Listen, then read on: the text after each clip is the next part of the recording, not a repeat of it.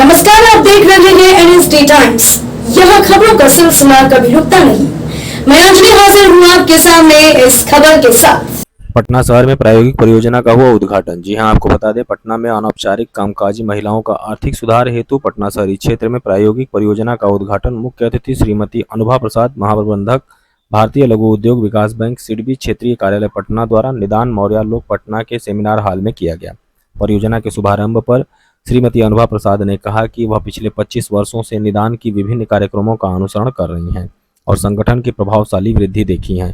उन्होंने कहा कि सिडबी बिहार के विकास के लिए लगातार काम कर रहा है और यह परियोजना उसी दिशा में एक कदम है। इस परियोजना से पटना शहरी क्षेत्र के 100 महिला सूक्ष्म उद्यमियों को सशक्तिकरण एवं जीविकोपार्जन हेतु प्रशिक्षण एवं मार्गदर्शन प्रदान कर स्वरोजगारी बनाएगा। उन्होंने महसूस किया कि ग्रामीण क्षेत्रों में कई संगठन काम कर रहे हैं, लेकिन शहरी क्षेत्र में संगठन ढूंढना मुश्किल है। उन्होंने परियोजना के नतीजे के लिए महिला सूक्ष्म उद्यमियों और निदान पर भरोसा जताया और उम्मीद जताई कि परियोजना के उत्तीर्ण परिणाम लाएंगी। निदान के संस्थापक सह कार्यकारी निदेशक श्री अरविंद सिंह ने कहा कि निदान ने दिल्ली में इसी प्रकार की एक परियोजना शुरू की थी और कौशल विकास के माध्यम से 4000 सूक्ष्म उद्यमियों को अपना व्यवसाय विकसित करने में मदद की गई थी। आइए देखते हैं पटना से मुकेश कुमार की खास रिपोर्ट। आर्थिक स्थिति में सुधार हो, क्या कुछ उसकी योजना है? सबसे पहले तो मैं निदान का बहुत धन्यवाद करती हूँ और मैं बताना चाहूँगी कि भारतीय लघु उद्योग विकास बैंक यानी सिडबी जो माइक्रो स्मॉल और मीडियम एंटरप्राइज सेक्टर जो है देश में सूक्ष्म लघु और मध्यम उद्योग उनके लिए हम लोग एक एपेक्स संस्थान है जो शीर्ष लेवल पे हम लोग काम करते हैं। तो यहाँ पे सिडबी का एक छोटा सा ब्रांच ऑफिस था, पहले 2 ऑफिसर हुआ करते थे। इस साल जनवरी में इस ऑफिस को अपग्रेड करके रीजनल ऑफिस बनाया गया, क्षेत्रीय कार्यालय है जो बिहार और झारखंड दोनों के लिए काम करता है। और इसकी जो पहली इंचार्ज है वो मुझे बनाया गया है। मुझे जिम्मेदारी दी गई जनवरी इसी साल 2023 में कि इस ऑफिस को रीजनल ऑफिस जो बनाया गया है।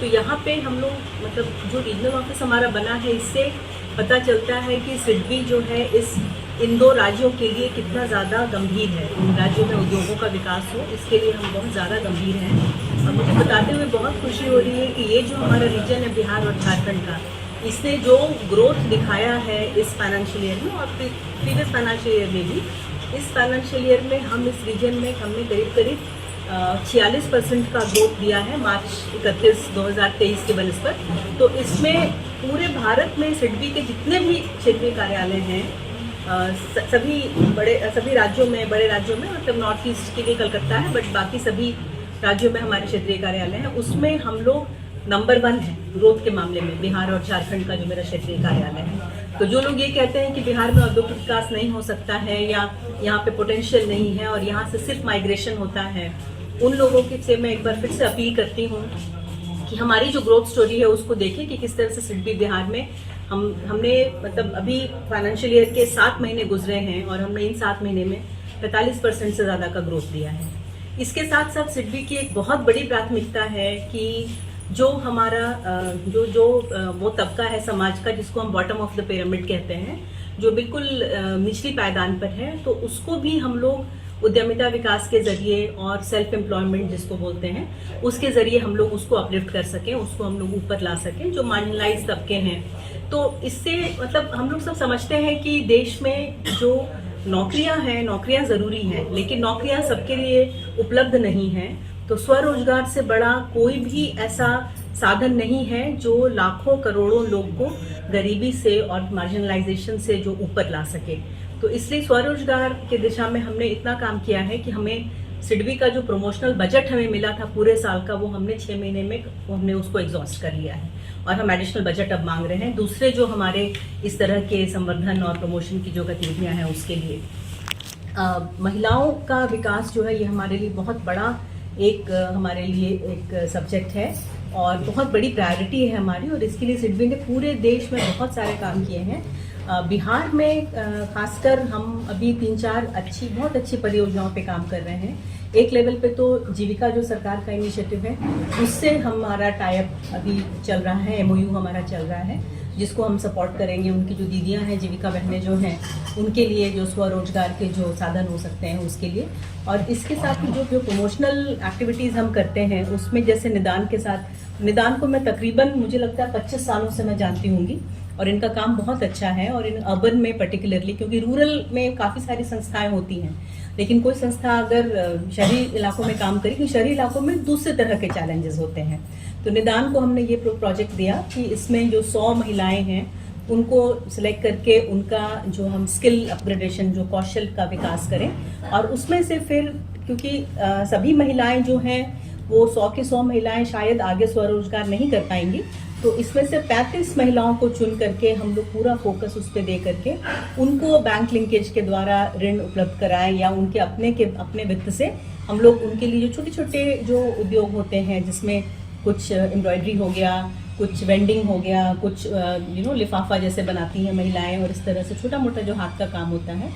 तो हमारा अपना अनुभव है कि जब एक महिला को स्वरोजगार मिलता है तो वो महिला न सिर्फ स्वयं फाइनेंशियली इंडिपेंडेंट होती है, बल्कि उसका बहुत सशक्तिकरण भी होता है, और सशक्तिकरण के साथ साथ जो पूरा परिवार है उसका सशक्तिकरण हो जाता है, क्योंकि जो हम जानते हैं कि एक महिला पढ़ती है तो पूरा परिवार पढ़ता है। तो हमने खुद देखा है कि जिस महिलाओं की जब इनकम बढ़ती है स्वरोजगार के थ्रू, तो उनकी मोबिलिटी बढ़ जाती है, घर में जो फैसले होते हैं, जो डिसीजन मेकिंग है, उसमें उनका जो से है, उनका जो वो कहती हैं उसको ज़्यादा वेटेज और ज़्यादा मान्यता मिलती है। तो इस तरह से बिना महिलाओं के विकास के, आधी आबादी के विकास के देश का विकास संभव नहीं है। और महिलाओं के विकास के लिए स्वरोजगार एक बहुत बड़ा टूल है जो सिडबी आइडेंटिफाई करता है। 2-3 इनिशिएटिव्स हमारे बिहार के अलावा भी, जैसे ONDC हमने शुरू किया, जो जैसे फ्लिपकार्ट है या अमेजन है, इस तरह के सारे प्लेटफॉर्म्स का एग्रीगेशन करता है, जो ई-कॉमर्स प्लेटफॉर्म है। अभी हमने बिहार में परेव में एक कार्यक्रम शुरू किया है, जो परेव में पीतल का क्लस्टर है, लेकिन वो कहीं भी मुरादाबाद के समकक्ष नहीं है। तो हमारा सपना है कि हम परेव को मुरादाबाद की तरह सशक्त क्लस्टर बनाएंगे, तो वहाँ भी मतलब 50-50 महिलाएं और पुरुष दोनों तरह के कारीगर हैं, तो उनको हम ट्रेनिंग है, स्किलिंग है, सॉफ्ट स्किल्स है, मुरादाबाद का टूर है, या मास्टर क्राफ्ट्समैन को मुरादाबाद से ला करके यहाँ उनको प्रशिक्षण देने का काम है, वो काम हमने शुरू किया है। और इसके साथ ही बहुत सारी ऐसी परियोजनाएं हैं बिहार और झारखंड दोनों राज्यों में, दोनों ट्विन स्टेट्स में, जो हमने शुरू किया है। बहुत सारे इंटरवेंशंस हैं, और हम उम्मीद करते हैं कि राज्य में जो भी हमारा स्तर है उसको हम एक इंक्रीमेंटल डेवलपमेंट हम यहाँ पे कर पाएंगे। इस कड़ी में बस इतना ही। ताजा तरीन खबरों के लिए बने रहिए NSD टाइम्स के साथ। मुझे इजाजत दीजिए, नमस्कार। अगर आप ये वीडियो फेसबुक पर देख रहे हैं तो हमारे पेज को फॉलो करें, और अगर आप ये वीडियो यूट्यूब पर देख रहे हैं तो हमारे चैनल को सब्सक्राइब करें, और आगे आने वाली वीडियोस को देखने के लिए नोटिफिकेशन के आइकन को प्रेस करें।